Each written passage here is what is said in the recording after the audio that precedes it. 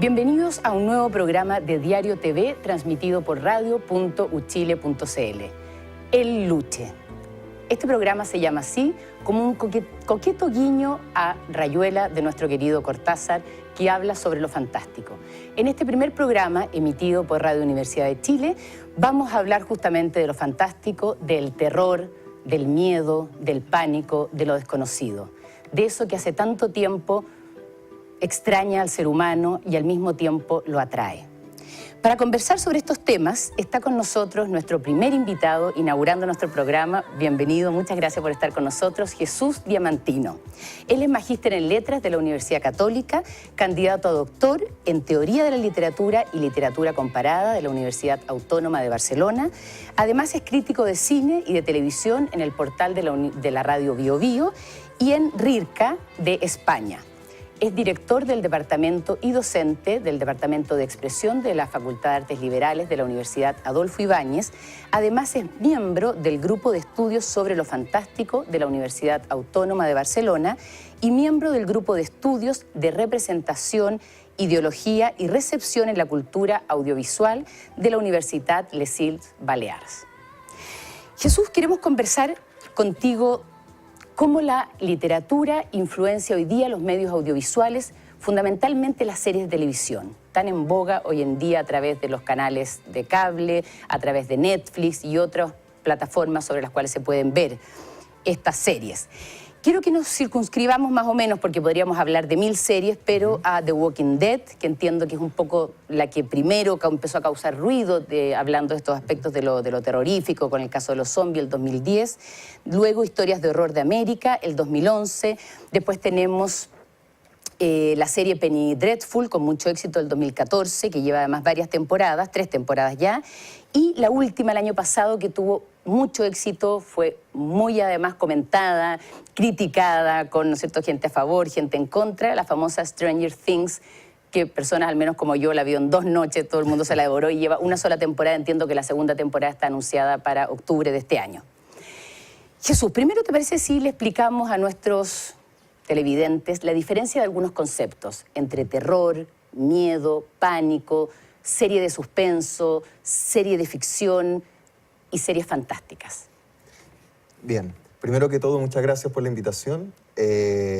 Para mí siempre un gusto, un agrado hablar de terror, que es el género que me fascina y el género que estudio o intento estudiar en realidad.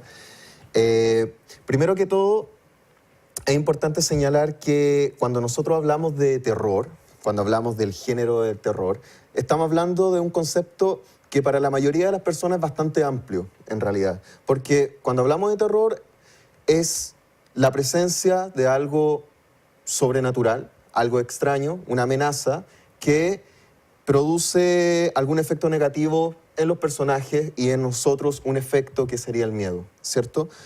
Sin embargo, hay que establecer una diferencia. Cuando nosotros hablamos de terror, estamos hablando en parámetros muy teóricos,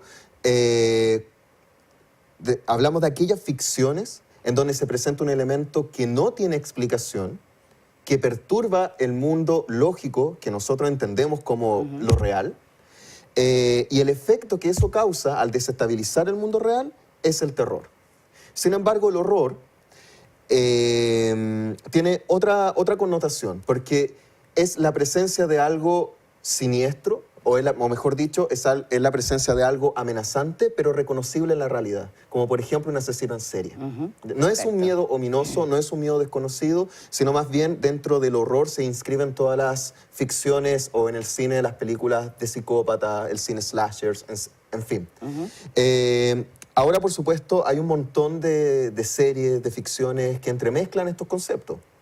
Claro, ahora, no hay series así de género puro, por no, así por decirlo. supuesto. Aprovechan de tomar varios conceptos. Exacto. Y bueno, lo interesante es que en esta nueva edad de oro de la televisión, que desde mi punto de vista es la época más prolífera de la televisión, el terror y el horror se han transformado en un importante, ¿cómo decirlo?, en un importante escenario, en una importante fuente de argumentos para estas nuevas ficciones. Cuando tú hablas de una época de oro de la televisión, te refieres a las series. A las series claramente de televisión. A las series. Sí, nos referimos a las series de televisión. ¿Y a qué crees tú que se debe que hoy día haya tanta serie televisión basada en el horror, justamente, en el miedo. Eso tiene mucha... Yo creo que tiene una explicación bastante parecida a la explicación de por qué las primeras películas en la historia del cine fueron de terror, ¿ya? Tiene que ver con la tecnología, tiene que ver... El terror en sí, la fantasía en general, sin establecer ninguna categorización, la fantasía en general se presta mucho para la experimentación tecnológica, para los efectos. Entonces, el terror en sí es un tipo de cine o es un tipo de género muy sugestivo, en donde los directores, en donde los creadores tienen la oportunidad de mostrar sus habilidades como en ningún otro género. De hecho, el propio James Wan, que es el director del Conjuro y del Conjuro 2, en una entrevista que se le hizo a partir del estreno de su última película, él dijo que los mejores directores son aquellos directores que son capaces de hacer una buena película de terror. Precisamente porque elementos como la atmósfera, que es la construcción, ¿cierto? Es la construcción del miedo, sí. Exactamente. Un ruido, las luces, lo inesperado, todo eso, ¿cierto? De alguna manera tiene que sugestionar al lector. No es solo, al receptor. No es solo visualizar una figura grotesca, sino que es la sugerencia. Eso te iba a decir. De hecho, muchas veces da más miedo eso sugerente que está ahí latente y que no aparece nunca al monstruo, como dices tú, horrible, grotesco. Por supuesto. Brutal. Entonces, eso fue una de las razones por qué al inicio del cine, y de hecho, una de las principales fuentes económicas de la industria cinematográfica, los famosos monstruos de la Universal, ¿cierto? Que fueron las adaptaciones de Drácula, del Hombre Lobo, la criatura del pantano, en fin, todo ese universo que dio mucho dinero a Hollywood. Por supuesto que los efectos especiales, la tecnología iban de la mano con el terror. En el fondo, creo que en la actualidad está pasando algo parecido, en donde hay una relectura, creo, de estos tópicos originales del cine de terror. Hay una relectura y lo que se está haciendo ahora en realidad no es nada nuevo, desde mi punto de vista. ¿Te parece que justamente a propósito de eso partamos de atrás para adelante y vayamos con Stranger Things del año 2016, donde tú, de hecho, haces una crítica en este portal que mencionábamos de la radio Bio Bio, y tú dices homenaje o plagio? Y de hecho uno puede buscar en internet y encuentras nosotros les vamos a mostrar algunas escenas, pero las puede encontrar ahí las escenas más detalladas y más ampliamente, donde se explaya más, que sería como una especie de copiar y pegar de muchas otras películas, un gran homenaje a la serie de las películas de los años 80 y donde tú mismo criticas. Partamos por ahí, ¿te parece? Con esta dura crítica que tú haces. Bueno, la crítica la hago junto a un periodista. Álvaro Araya, tengo que mencionar que él escribió la crítica conmigo y los dos llegamos a esa conclusión. La película en cuestión es Super 8, de James Abrams, que es el mismo creador de Lost, el director de la última película de Star Wars, que es El despertar de la fuerza. Esta película, Super 8, es una película maravillosa, una película muy bella porque también es un homenaje al cine, a la ciencia ficción de los años 70, en donde se presenta una premisa o un argumento bastante parecido al de Stranger Things, en donde hay un grupo de niños, ¿cierto? Uno de estos niños, que en este caso es una niña, se pierde, es raptada por una criatura, al igual que el Demogorgon en el caso de Stranger Things. Esta criatura es en realidad un extraterrestre. Este grupo de niños también tienen un juego bastante interesante donde está la metaficción, donde ellos intentan filmar una película de terror que una película de zombie, mientras que en Stranger Things, ¿cierto?, juegan al Demogorgon, juegan a Calabozo y Dragones, y está también el tema de la metaficción, familias disfuncionales, la ausencia del padre, la ausencia de la madre. Eso está muy presente en Super 8 y me da la impresión de que Stranger Things es una especie de filtro de esta película y no es, desde mi punto de vista, tan original en ese sentido. Ahora, lo que sí pienso, y lo que son las reflexiones a las que llegamos con Álvaro cuando escribimos esta crítica, que fue polémica, es que, de todas formas, Stranger Things responde también a una moda actual del terror o de la fantasía, en donde estas series tienden a ser enciclopédicas y tienden a ser un homenaje constante. Por ejemplo, después vamos a hablar un poco de Penny Dreadful, pero Penny Dreadful también es un homenaje constante. Es un homenaje, ¿cierto?, no solamente al cine de terror clásico, sino también a los grandes tópicos del de la literatura del siglo XIX. Sí, claro, empezando por esos pasquines que se llamaban Penny Dreadful. Exactamente, claro. Y es una enciclopedia, es un homenaje constante. Entonces, esta idea del plagio también se puede aplicar a Penny Dreadful, donde aparece Drácula, Frankenstein, Dorian Gray. Pero más que un plagio, porque en realidad nuestro artículo iba referido en realidad al plagio hacia Super 8. O sea, es decir, que Stranger Things no es nada nuevo, sino que ya se nos había presentado algunos años atrás. Porque de alguna manera no solo lo dicen, no les quiero quitar mérito a ti y a Álvaro Araya, pero uno como simple espectador se da cuenta que hay escenas incluso muy parecidas a El Extraterrestre, E.T., al Resplandor, por ejemplo, claramente, Aliens, también hay cosas. Entonces, efectivamente, habría ahí una especie de collage que se pegó todo porque son escenas muy parecidas. No solo es el tema, no solo es el personaje. No es hacer... Y sin embargo, tuvo mucho éxito de audiencia. Absolutamente. 1000 reproducciones. Quiere decir que los espectadores, más allá de que sea algo original, lo que necesitamos ver o estamos premiando o buscando es sentir miedo. Exactamente. No nos basta con la vida cotidiana, con el horror que vivimos día a día, no nos basta con el miedo del transporte público, del trabajo, de las 10 horas diarias, queremos más miedo. Sí. Y de hecho el miedo, yo siempre le digo algo a mis alumnos, los miedos que nosotros tenemos en Chile son miedos extirpados de Estados Unidos. Nuestros miedos son miedos norteamericanos. Norteamericanos son, ya, estadounidenses. Porque finalmente, ¿qué es lo que sucede? O sea, las películas más emblemáticas del cine de terror desde los años 60, o sea, partiendo con Psicosis de Hitchcock, que marca un antes y un después, ¿cierto? Ya se nos presenta la idea, ¿cierto?, de una casa alejada de la civilización. ¿Y qué tiene esta casa? A un monstruo. Pero este monstruo lo podemos encontrar en la vida cotidiana, porque es un psicópata que se disfraza de su madre y es capaz de asesinar, ¿cierto?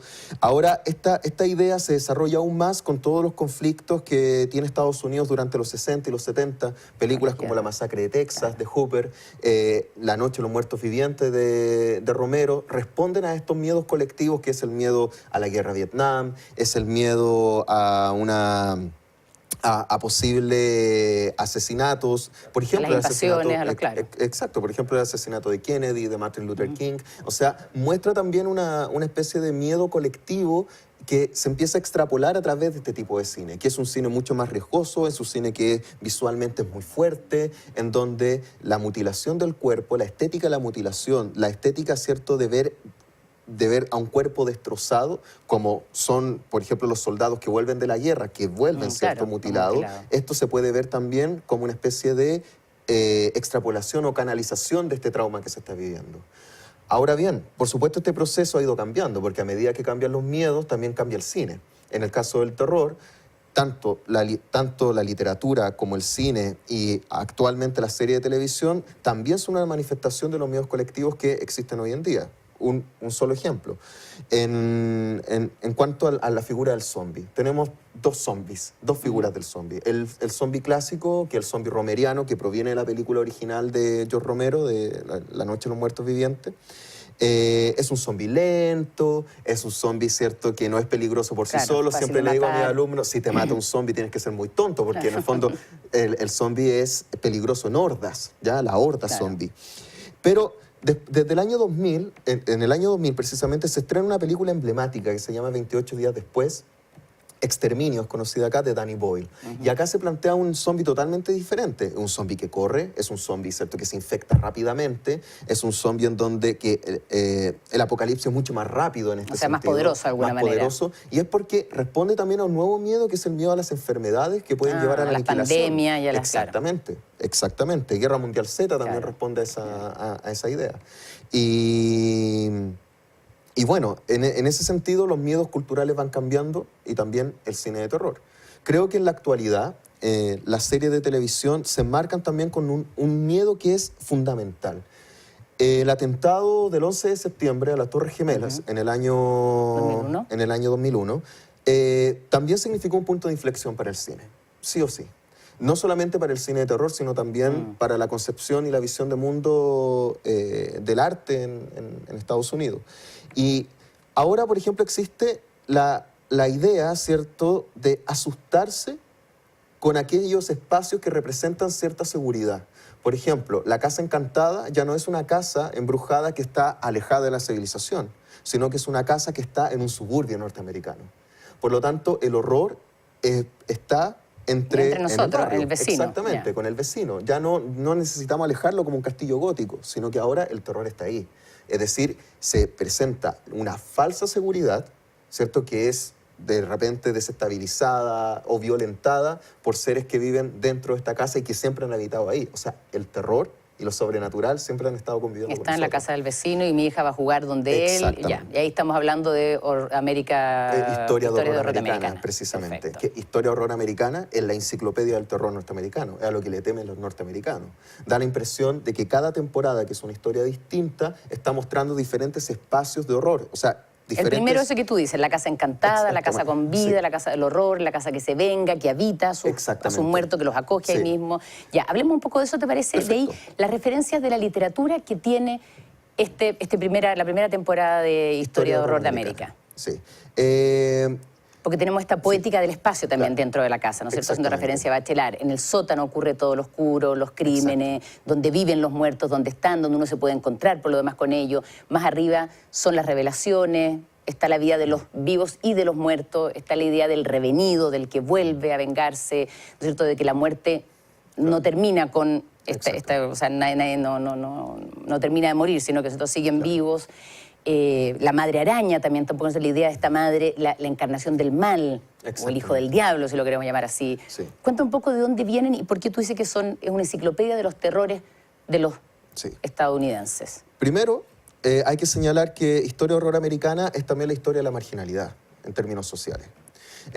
Lo interesante de la obra de Murphy, de Brian Murphy, que es el creador de Historia de Horror Americana, también es el creador de Glee, también es el creador de Nip Tuck, esta serie de los cirujanos de Miami. Claro. Siempre su poética se basa en la idea de sus personajes que son marginales. Siempre está la marginalidad. Por lo tanto, siempre he encontrado mucha similitud entre Glee y Historia de Horror Americana, aunque parezca descabellado, ¿cierto? Glee, ¿cierto? La historia de estos chicos, que son los chicos marginados del colegio, que por supuesto cantan, ¿cierto? Van dirigidos a un público más adolescente, por supuesto que sí, pero aún así, ¿cierto? Subyace la idea, ¿cierto?, de imponerse sobre esta marginalidad, pero no se sale de esta marginalidad tampoco. Y si nosotros trasladamos esta idea de Historia de Horror Americana, los personajes también son marginales. Esta familia que representa la familia norteamericana clásica, por excelencia, claro. Exacto. De esfuerzo, que llega, que se cambia de casa, de estado, de la niñita, ya la única hija, casa enorme. Pero, ¿dónde estaría la marginalidad de esa...? La marginalidad está en lo interior, en lo subjetivo. Por ejemplo, la esposa, ¿cierto? La marginalidad es sentirse alejada de su marido porque su marido la engañó. Claro. Ella, ¿cierto?, presencia el engaño de su marido y se margina e intenta construir, o reconstruir, mejor dicho, este matrimonio, pero no resulta. Por lo tanto, de ciudad, claro. Por lo tanto, ella encuentra placer sexual, ella llena sus carencias con los elementos sobrenaturales que tiene esta casa. Entonces eso resulta también muy curioso. Por otra parte, ¿cierto?, está el marido, que es también supuestamente el pilar, pero es de todos los personajes el más débil, ¿cierto? Y la hija, que también se ve emparentada con este fantasma, ¿cierto?, que es su especie de, ¿cómo decirlo?, complemento, su alma gemela, pero es un fantasma.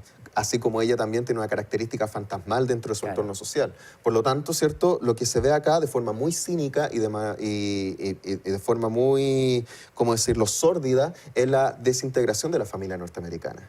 Algo muy interesante, María Olga, también. Ya, porque yo, perdón, pensé que lo decías por la vecina, por esta fantástica Constance que interpreta a Jessica Lange maravillosamente, por sus hijos, además que uno va viendo, no les queremos hacer spoiler, pero... Que también son marginales. De hecho, todas las historias terribles de asesinatos, de muerte que tiene esa casa, son todas historias de marginalidad. Aparte... Empezando por el médico que habita la casa del exactamente. Y si pensamos en la idea de la marginalidad, de la familia marginada, la idea de lo familiar y lo marginal va a ser algo que va a estar que se va a desarrollar y que va a estar siempre en Historia de Horror Americana. Siempre. Por ejemplo, la segunda temporada es una familia que se conforma dentro de, ¿cierto?, Asylum, ¿cierto?, esta familia que se conforma dentro de este hospital psiquiátrico. La tercera temporada, que es Coven, que es la familia de brujas, ¿cierto? Que se cuida a sí misma, que también son marginadas y que entran a esta especie de academia de brujas muy pop, muy moderna, pero aún así son seres marginales. ¿Para qué decir Freak Show, ¿cierto? Que es la temporada de los monstruos de circo, que también son una familia en sí misma.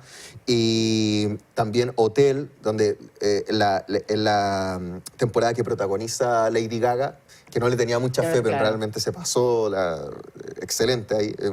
Y ahora va a estar Penélope Cruz también en una de estas. No lo sé. Sí, salía el otro día anunciado que iba a estar. Sería extraordinario, ojalá sea la protagonista. Y la última, que creo que la más interesante de todas, es Roanoke, que es esta serie, es decir, esta nueva temporada que mezcla la metaficción. Los 5 primeros capítulos son supuestamente un documental, después se cambia absolutamente el formato, se transforma en un reality show, y el último capítulo es una especie de programa como el que estamos haciendo ahora, de conversación, de recapitulación de los horrores. Es maravilloso. Entonces, en el fondo, lo interesante de Historia de Horror Americana es que la reactualización, perdón, es la reactualización también de los miedos norteamericanos. Ya, eso te iba a preguntar. Sí. Irónicamente, uno podría pensar que un niño o incluso un adulto puede superar sus miedos viendo y enfrentándose a ellos viendo las series, presenciando, siguiendo. ¿Sí? Sí, yo soy un defensor del terror en el sentido de que el terror nos permite a nosotros canalizar nuestros miedos. Personalmente, me encanta el terror, pero soy incapaz de ver algún video, estos típicos videos que sube la CNN o los noticiarios internacionales cuando decapitan, por ejemplo, los terroristas decapitan a alguien. Yo soy incapaz de verlo, un video de un suicidio o cosas por el estilo. Las noticias, ¿cierto?, que son tan violentas, yo soy incapaz de verlo.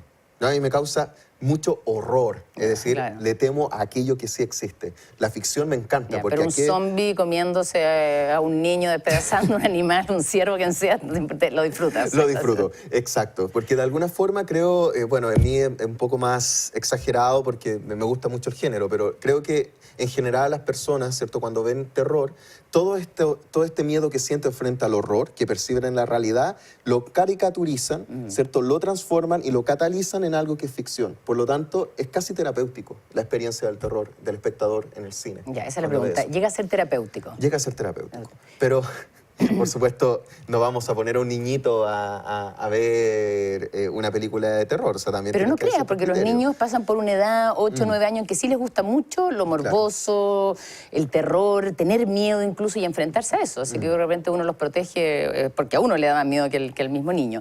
Hablemos, ¿te parece, de la estética de Penny Dreadful, que es maravillosa, y esta relectura de estos personajes, Drácula, por ejemplo, Frankenstein, Dorian Gray? ¿Qué ocurre ahí particularmente en esta serie, Penny Dreadful, con la estética? Estoy pensando en los vestuarios como actriz, estoy pensando en los escenarios también cuidados que recrea Londres de finales del siglo XIX. Claro. ¿Qué papel viene a jugar ahí también en la poética y en la narrativa la estética? Sin duda, la estética viene de la mano del creador, que es John Logan, que ha trabajado mucho en Hollywood, trabajó en belleza americana. Entonces, en el fondo, viene con una concepción estética bien interesante. Y esta concepción estética tiene que ver también... Penny Dreadful, o sea, a diferencia de otras series, es una serie que es muy arriesgada en ese sentido, en la producción. Es una serie que no tuvo mucha... pasó algo muy raro con Penny Dreadful, porque la primera temporada tuvo mucho éxito de audiencia. Sin embargo, la segunda temporada fue decayendo, la tercera decayó aún más, y si bien, cierto, los creadores dijeron no, que efectivamente estaba pensada para 3 temporadas, en realidad el último capítulo de la tercera temporada, que es realmente muy decepcionante, uno piensa... Qué raro. O sea, da la impresión que por la baja de audiencia cortaron esa serie. Pero estéticamente yo creo que es un intento por mostrar las máximas posibilidades que está otorgando ahora en la nueva edad de oro de la televisión. A eso me refiero con la nueva... Se ve que hay producción. Exactamente. O sea, si ahora una serie de televisión es equiparable a la mejor superproducción de una película. O sea, pensemos, ya saliéndonos un poco de este tema, pero, o sea, del tema del terror, pero pensemos Juego de Tronos. O sea, Juego de Tronos tiene una estética, tiene, digamos, un nivel de presupuesto, tiene un nivel de producción incluso mayor que muchas películas épicas que en este minuto se están realizando o que se realizaron recientemente en Hollywood. Entonces Penny Dreadful también responde a esa idea, a la idea de que, ¿por qué no ¿por qué nos vamos a limitar a 2 horas o 1 hora y media de una película cuando podemos mostrar un mundo fascinante y estéticamente bien desarrollado en unos 10 capítulos, 12 capítulos? Lo interesante también de la serie es que también rinde, creo que de todas las que hemos mencionado, porque si hablamos, no sé, de Stranger Things, no es... no me atrevería a decir que en realidad es una serie que tiene muchos referentes literarios. También coincide que es la única creada por Netflix, de todas las que hemos hablado. Las otras son de autor, claro, y esta es la única creada por Netflix. Exacto, la única creada por Netflix. The Stranger Things, cierto, es un homenaje al cine en general. Pero no es un homenaje en esencia a la literatura. Pero en cambio, y el cine de los 80, más porque tiene toda su estética ochentera. Pero Penny Dreadful no, es un homenaje, derechamente es un homenaje a la literatura. Claro. De hecho... la intertextualidad es clarísima. Absolutamente, ¿cierto? Y lo que es interesante es que el guión funciona tan bien que la mezcolanza de todos estos personajes, que es, por ejemplo, no sé, Dorian Gray, que es fascinante el personaje de Dorian Gray, Frankenstein, su criatura. el monstruo de Frankenstein, su criatura, etcétera, y todos los otros personajes que aparecen, pero especialmente Vanessa Ives es una mezcla de muchos personajes literarios. Está Carmilla, de Sheridan Le Fanu, está Mina Harker, que es la mejor amiga de... Perdón, Lucy Westenra, que es la mejor amiga de Mina Harker en Drácula de Bram Stoker. Entonces, quizás un amante del cine no puede verlo con mucha claridad, ¿cierto? Pero en cambio, para alguien que le gusta mucho la literatura fantástica decimonónica del siglo XIX, puede ver unas lecturas más, ¿cómo decirlo?, más sugerentes en la serie. Puede ser mucho más interesante analizar los personajes porque el vínculo con la literatura es demasiado fuerte. De hecho, el mismo nombre que tú mencionaste, María Olga. El de Penny Dreadful. Quiero que hagamos un pequeño homenaje a un estudioso de literatura fantástica que los dos conocemos, David Roas, y explicar un poco su concepto brevemente, no nos queda mucho tiempo, sobre este miedo metafísico y el miedo físico. Te lo pregunto porque, ¿qué aconsejas tú para alguien, por ejemplo, alguien que está viendo este programa y que no está familiarizado con las series de terror, cuando empieza a ver una serie de terror, de estas que hemos mencionado al menos, y sirve como guía para verlas, en esto que David menciona como el miedo físico que siente el ser humano, que tú algo explicabas al principio del programa, y este miedo metafísico? ¿Qué sería el miedo metafísico que siente el hombre? Desde lo fantástico, mencionando a David Roas. Claro. David, en su definición sobre lo fantástico, señala que lo fantástico como un efecto se produce entre el choque entre lo posible y lo imposible. Lo posible es el conocimiento, es el mundo lógico que nosotros conocemos, ¿cierto? En cambio, lo imposible es lo sobrenatural que estaría desestabilizando el mundo racional. Ahora bien, lo interesante o lo novedoso que propone David en su definición es que lo fantástico como efecto no solamente atañe a los personajes dentro del texto, sino que atañe al receptor. Por lo tanto, cuando nuestras convenciones sobre lo real se vienen abajo, de forma subjetiva, es cuando lo fantástico aflora. Entonces, para que lo fantástico tenga un efecto, o mejor dicho, uno de los pilares de lo fantástico, para que surja el efecto en sí, de la sorpresa, de la incertidumbre, de la desestabilización, se da a partir del miedo. Y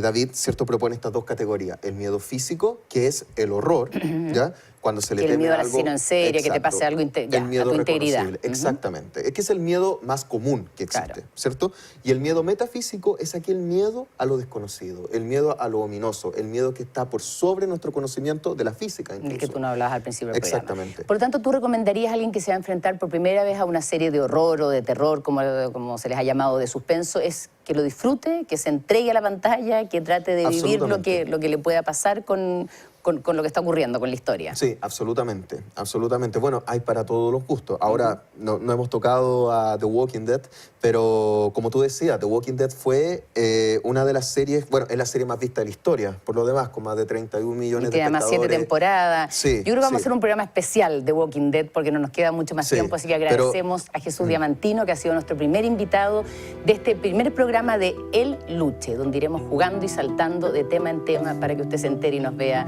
en radio.uchile.cl. Muchas gracias, Jesús. Muchas gracias, Muchas gracias a ustedes. Hasta el próximo. Chao.